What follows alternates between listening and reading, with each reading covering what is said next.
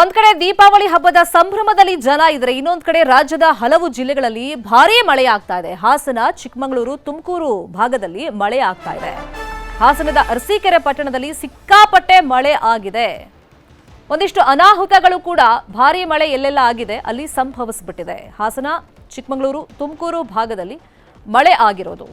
ಹಾಸನದ ಅರಸೀಕೆರೆ ಪಟ್ಟಣದಲ್ಲಿ ಸಿಕ್ಕಾಪಟ್ಟೆ ಮಳೆಯಾಗಿದೆ. ಅರಸೀಕೆರೆಯ ತಾಲೂಕು ಆಸ್ಪತ್ರೆ ಜಲಾವೃತವಾಗಿದೆ. ಮಳೆ ನೀರಲ್ಲಿ ರೋಗಿಗಳು ನಡೆದಾಡುವಂತ ಪರಿಸ್ಥಿತಿ ಇದೆ ತಾಲೂಕು ಆಸ್ಪತ್ರೆಯಲ್ಲಿ. ಪರಿಣಾಮ ನೀರು ನಿಂತುಕೊಂಡಿದೆ.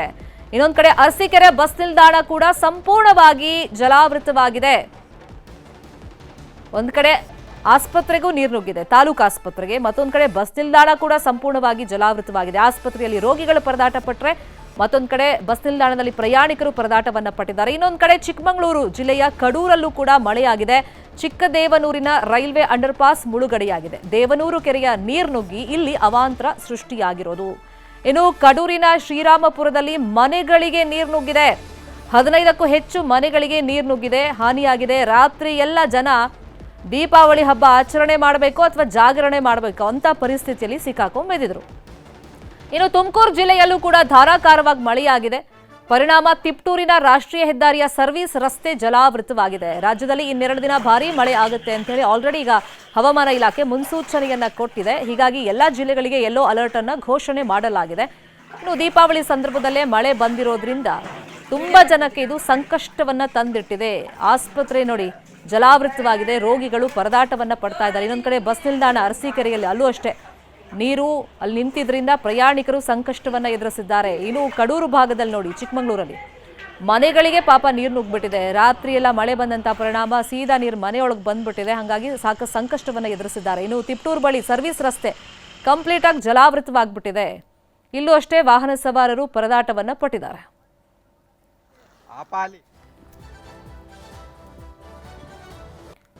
ಚಿಕ್ಕಮಗಳೂರು ಭಾಗದಲ್ಲಿ ಏನೆಲ್ಲ ಅವಾಂತರ ಆಗಿದೆ ಈ ಬಗ್ಗೆ ಇನ್ನಷ್ಟು ಡೀಟೇಲ್ ಆಗಿ ಇನ್ಫಾರ್ಮೇಶನ್ ಕೊಡ್ತಾ ಹೋಗೋದಕ್ಕೆ ನೇರ ಸಂಪರ್ಕದಲ್ಲಿ ಕನೆಕ್ಟ್ ಆಗಿದ್ದಾರೆ ನಮ್ಮ ರಿಪೋರ್ಟರ್ ಯೋಗೇಶ್. ಚಿಕ್ಕಮಗಳೂರಿನ ಯಾವೆಲ್ಲ ಭಾಗದಲ್ಲಿ ಮಳೆ ಈಗ ಅವಾಂತರವನ್ನ ತಂದಿಟ್ಟಿದೆ?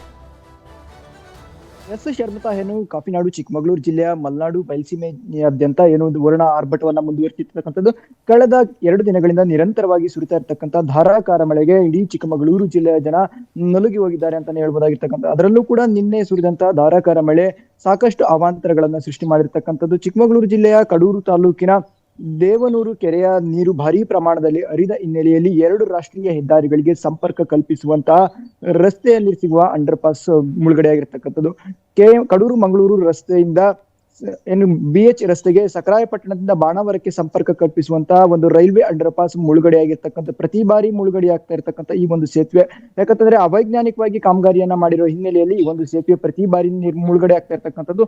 ಆ ಒಂದು ಮುಳುಗಡೆಯಾದ ಹಿನ್ನೆಲೆಯಲ್ಲಿ ರೈಲ್ವೆ ಇಲಾಖೆಯ ಸಿಬ್ಬಂದಿಗಳು ಯಾರು ಕೂಡ ಆ ಒಂದು ಅಂಡರ್ ಪಾಸ್ ನಲ್ಲಿ ಹೋಗದಂತೆ ತಡೆದಿದ್ದಾರೆ. ಮತ್ತೊಂದು ಕಡೆಯಲ್ಲಿ ಏನು ಈ ಒಂದು ಕಡೂರು ತಾಲೂಕಿನ ಕಡೂರಹಳ್ಳಿ ಗ್ರಾಮ ಪಂಚಾಯತ್ ವ್ಯಾಪ್ತಿಯಲ್ಲಿ ಬರ್ತಕ್ಕಂಥ ಶ್ರೀರಾಮಪುರ ಗ್ರಾಮದಲ್ಲಿ ಸುರಿದಂತಹ ಧಾರಾಕಾರ ಮಳೆಗೆ ಸುಮಾರು 15ಕ್ಕೂ ಹೆಚ್ಚು ಮನೆಗಳಿಗೆ ಮಳೆಯ ನೀರು ನುಗ್ಗಿರ್ತಕ್ಕಂಥದ್ದು. ಚರಂಡಿಗಳು ಬ್ಲಾಕ್ ಆದ ಹಿನ್ನೆಲೆಯಲ್ಲಿ ರಸ್ತೆಯ ಮೇಲೆ ಬರ್ತಕ್ಕಂಥ ಎಲ್ಲ ನೀರುಗಳು ಕೂಡ ಏನು 15ಕ್ಕೂ ಹೆಚ್ಚು ಮನೆಗಳಿಗೆ ನುಗ್ಗಿರ್ತಕ್ಕಂಥದ್ದು. ಬೆಳಕಿನ ಹಬ್ಬ ದೀಪಾವಳಿಯನ್ನ ಸಡಗರ ಸಂಭ್ರಮದಿಂದ ಆಚರಣೆ ಮಾಡಬೇಕು ಅಂತ ಹೇಳಿ ಒಂದು ಕನಸನ್ನ ಕಟ್ಟಿಕೊಂಡಿದ್ದ ಆ ಒಂದು ಕುಟುಂಬಸ್ಥರು ಕತ್ತಲೆಯಲ್ಲಿ ನೀರನ್ನ ಹೊರ ಹಾಕ್ತಾ ಜಾಗರಣೆ ಮಾಡುವಂತಹ ಪರಿಸ್ಥಿತಿ ನಿರ್ಮಾಣವಾಗಿರ್ತಕ್ಕಂಥದ್ದು.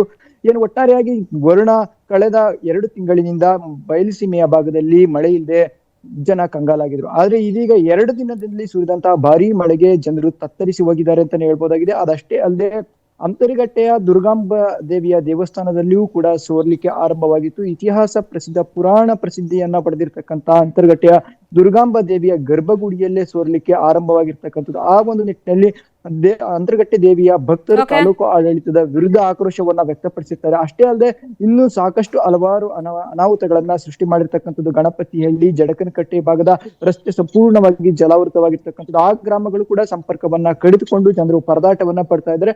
ಇನ್ನು 2-3 ದಿನಗಳ ಕಾಲ ಭಾರತೀಯ ಹವಾಮಾನ ಇಲಾಖೆ ಮಳೆಯ ಸೂಚನೆಯನ್ನ ಕೊಟ್ಟಿರ್ತಕ್ಕಂಥದ್ದು.